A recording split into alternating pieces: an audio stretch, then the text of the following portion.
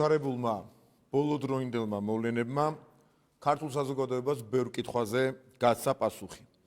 ყოველდღიურად კიდევ უფრო ნათელი ხდება გარე ძალების მიერ დაფინანსებული და საქართველოს სახელმწიფოებრივი ინტერესების წინააღმდეგ მოქმედი პოლიტიკური ჯგუფების საქმიანობის რეალური მიზნების შესახებ. ამავე დროს საზოგადოება თვალყურს ადევნებს საპარლამენტო საგამოძიებო კომისიის ხდომებს. სულ რამდენიმე დღეა მიმდინარეობს სხვადასხვა ადამიანების გამოკითხვა და პირველივე დღეებში არა მხოლოდ ინფორმაციულად, არამედ უკვე მტკიცებულებების დონეზეც აშკარად გამოიკვეთა, რამდენად ღრმა ფესვები აქვს იმ ბოროტებას, რომელსაც დღემდე ებრძვის ქართული საზოგადოება და მის მიერ არჩეული ხელისუფლება. რამდენად დიდი გამოწვევების წინაშეა ჩვენი ქვეყანა და რა მასშტაბის საშიშროების წინაშე შეიძლება აღმოჩნდეთ იმ შემთხვევაში, თუ საქართველოს ინტერესების საწინააღმდეგოდ მოქმედი გარედან მართული და ყველანაირ დანაშაულზე წამსვლელი ეგრეთ წოდებული პოლიტიკური პარტიები და პოლიტიკოსები კვლავ იქნებიან უფლებამოსილნი იწოდებოდნენ პოლიტიკოსებად. პოლიტიკურ პარტიებად და ამ სახელდების ქვეშ განაგრძობდნენ საქართველოს წინააღმდეგ მორალური, პოლიტიკური თუ სისხლისამართლებრივი დანაშაულების ჩადენას. თეორიულად რომ დავუშვათ მათი ხელისუფლებაში დაბრუნება, ისინი კიდევ უფრო დიდი ძალისხმევით გააგრძელებენ საკუთარი ქვეყნის კონსტიტუციური წესრიგის წინააღმდეგ ბრძოლას.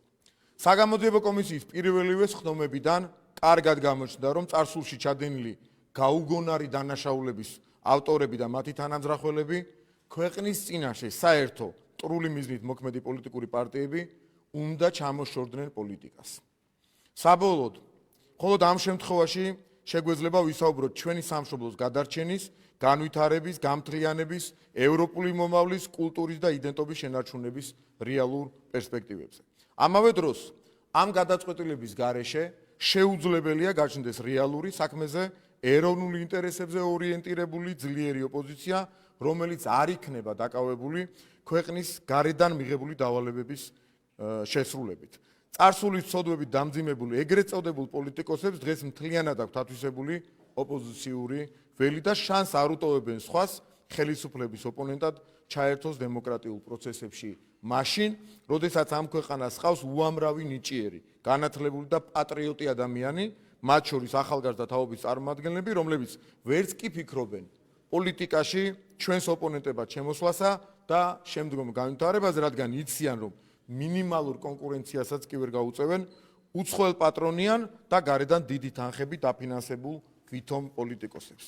შეგახსენებთ, რომ კოლექტიური ნაციონალური მოძრაობის ანტიკონსტიტუციურად გამოცხადება ჩვენი წინასაარჩევნო დაპირებაც იყო. უკვე აშკარაა, რომ პარლამენტის დროებითი საგამოძიებო კომისიის საბოლოო დასკვნა მოგცემს მყარ საფუძველს მივმართოთ საქართველოს საკონსტიტუციო სასამართლოს ნაციონალური მოძრაობის და მისი სატელიტი პარტიების არაკონსტიტუციურად გამოცხადებასთან დაკავშირებით. გარდა ამისა, ჩვენ უკვე დავაინიცირეთ კანონის პროექტი, რომელიც ეხება ხსენებული პარტიების მემკვიდრე პარტიების არაკონსტიტუციურად გამოცხადებას, თუ პარტიის საქმიანობის არსი, გადაწყვეტილების მიმღებთა პერსონალური შემადგენლობა თუ საწესდებო მიზნები, კოლექტიური ნაციონალური მოძრაობის საქმიანობის არსის, პერსონალური შემადგენლობის თუ საწესდებო მიზნების იდენტური იქნება. ასევე, პარლამენტის დროებითი საგამოძიებო კომისიის მუშაობისას აშკარად გამოიკვეთა 2012 წლის შემდგომ მოვლენებთან დაკავშირებული ქმედებების გამოძიების საჭიროებაც.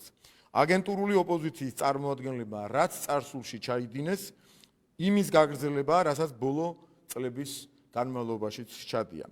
მეტიც, მუდმივად არიან დაკავებულები მცდელობებით დაამხონ ან ძალადობით შეცვალონ საქართველოს კონსტიტუციურ წყობილება და სხვა ფორმებით დაუპირისპირდნენ საქართველოს კონსტიტუციურ წესრიგს. ერთი სიტყვით, 2012 წლის შემდგომაც მათ აქვთ ჩადენილი უამრავი ისეთი ანტისახელმწიფოებრივი ქმედება, რომელიც შესაბამის სამართლებრივ შეფასებას და რეაგირებას საჭიროებს. ამასთან დაკავშირებით ჰქონდა კონსულტაცია კომისიის შემადგენლობასთან და იმ მიზნით, რომ კომისიის საქმიანობის სფერო არ იყოს შეზღუდული მხოლოდ 2012 წლამდე ჩადენილი ანტისახელმწიფოებრივი და დანაშაულებრივი ქმედებების გამოძიების ფარგლებით. მივიღეთ გადაწყვეტილება, მისი მანდატი გაფართოვდეს და ახალი დადგენილებით გავრცელდეს 2012 წლის შემდგომ, ანუ საერთო ჯამში 2003 წლიდან მოყოლებულ დღემდე პერიოდზე. როგორც საზოგადოებისათვის ცნობილია, ამ საკითხებზე საქართველოს პროკურატურაშიც მიმდინარეობს ინტენსიური საგამოძიებო მოქმედებები. დაველოდებით პროკურატურაში მიმდინარე გამოძიების შედეგებსაც, რაც არ გამოურიცხავთ, რომ ასევე გახდეს აგენტურული პარტიების მხილების და მათი აკრძალვის მიზნით კონსტიტუციური სარჩელის წარდგენის დამატებითი საფუძველი. და ბოლოს უკანასკნელ პერიოდში ხშირად ისმის კითხვა: მიიღებენ თუ არა თვითმმართველობის არჩევნებში მონაწილეობას ნაცმოძრაობა და მისი სატელიტები. აგენტურული ძალები ყოველთვის ისე მოიქცევიან, როგორც დამფინანსებელი უფროსები დაავალებენ. მათი დავალებით ისინი ჯერ კიდევ ლაპარაკობენ, რომ არ მიიღებენ მონაწილეობას თვითმმართველობის არჩევნებში.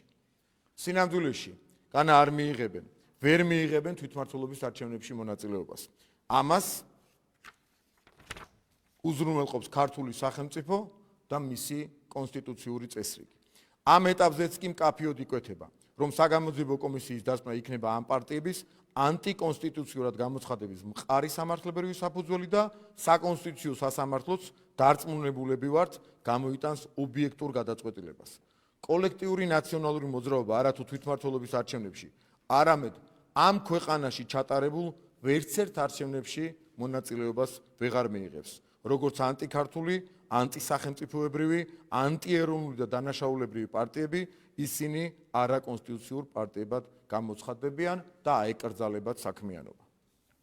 დიდი მადლობა, დავველოდებით თქვენს შეკითხვებს. თქვენ ბოლოს ახსენეთ, რომ თვითმმართველობის არჩევნებშიც ვერ მიიღებენ მონაწილეობას. ანუ პროცედურებიც რომ განმარტოთ, თვითმმართველობის არჩევნებამდე დასრულდება პროცესი, რა დროსაც ვთქვათ, ანტიკონსტიტუციურად გამოცხადდებიან ეს პარტიები და სატელიტები ახსენეთ ნაციონალური მოძრაობის, რომ დააკონკრეტოთ მაინც რომელ პარტიებზეა საუბარი.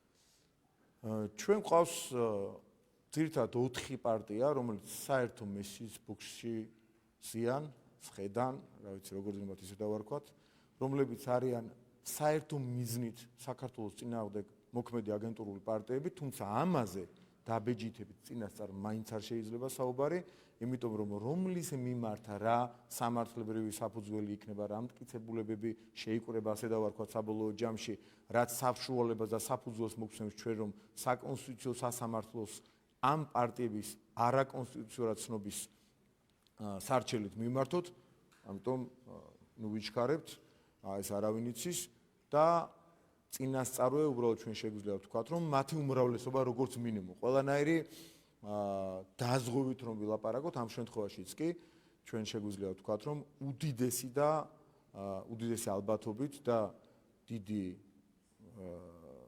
ვარაუდია ამისა, რომ ჩვენ შევძლებთ ამ პარტიების, აგენტურული პარტიების ანტიკონსტიტუციურად გამოცხადებას, რომ ჩაყვეთ სამართლებრივ საფუძველს, კონსტიტუციურ ხასუსონ, სამართლებრივ საფუძველს. მე აქ მხოლოდ ერთი მქონდა მოტანილი, ისინი გამოდმებით ცდილობენ, რომ დაამხონ ხელისუფლება, ძალადობით შეცვალონ, სულ რაღაც შეთქმულებებს აწყობენ სახელმწიფოს და კონსტიტუციური წყობილების წინააღმდეგ. რომ მიყვეთ ახლა სამართლებრივ საფუძველს, შეიძლება გაგიკვირდეთ კიდევაც მე დღევანდელი ბრიფინგის ტექსტში, რატომ არ ჩავწერე სხვა საფუძვლები.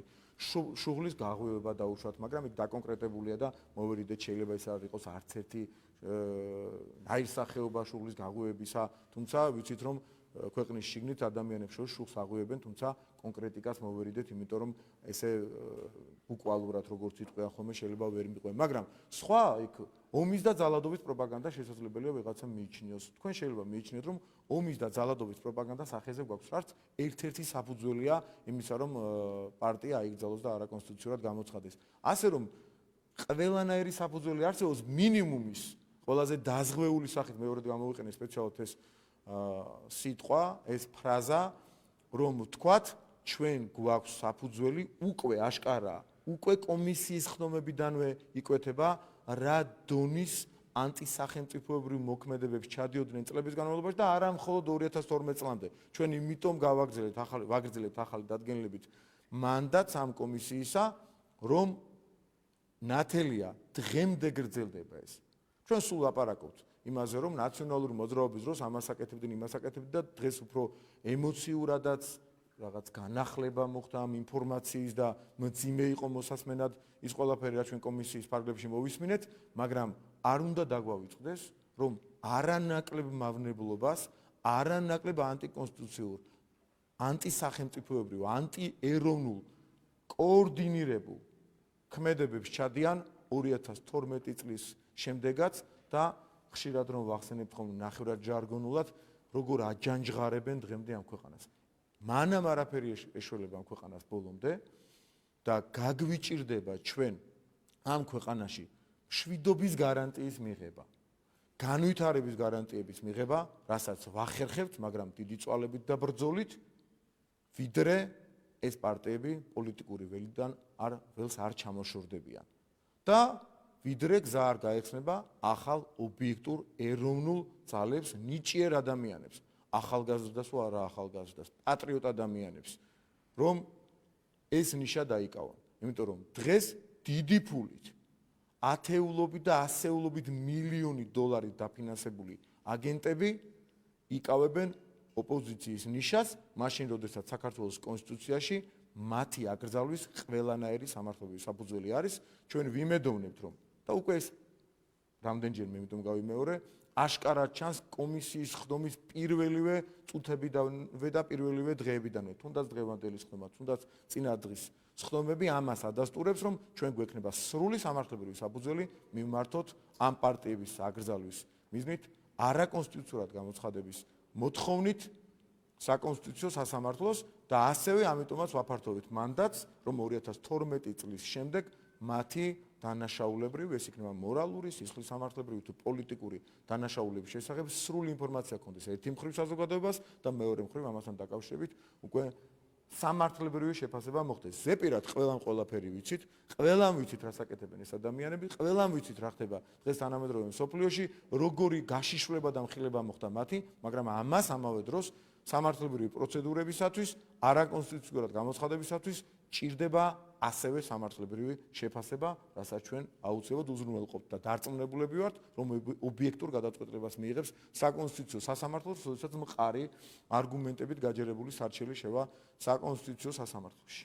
სატელიტი პარტიებიც ახსენეთ ნაციონალურ მოძრაობას და კანონპროექტი, აი მოკლედ რომ მოგხსნათ რა სიტუაცია. ხო, მე დავარქვით ასე მემკვიდრე პარტიების შესახებ კანონპროექტი, ის უკვე ჩვენს მიერ დაინიცირებულია, თქვენ ხვალ შეგიძლიათ მიიღოთ ეს კანონპროექტი, გაეცნოთ მას თუ პერსონალური შემადგენლობის მიხედვით და სხვა კრიტერიუმებია, საქმიანობის მიმართულებების არსი, საწესდებო მიზნების თანხwebdriver იქნება, შეიძლება სხვადასხვა ვადებში, ეს საარჩევნო პერიოდში სხვა ვადა იქნება შედარებით მოკლე, არასაარჩევნო პერიოდში სხვა ვადა იქნება, მიმართოს დაინტერესებულმა პირმა საკონსტიტუციო სასამართლოს ამ პარტიების აკრძალვის შესახებაც.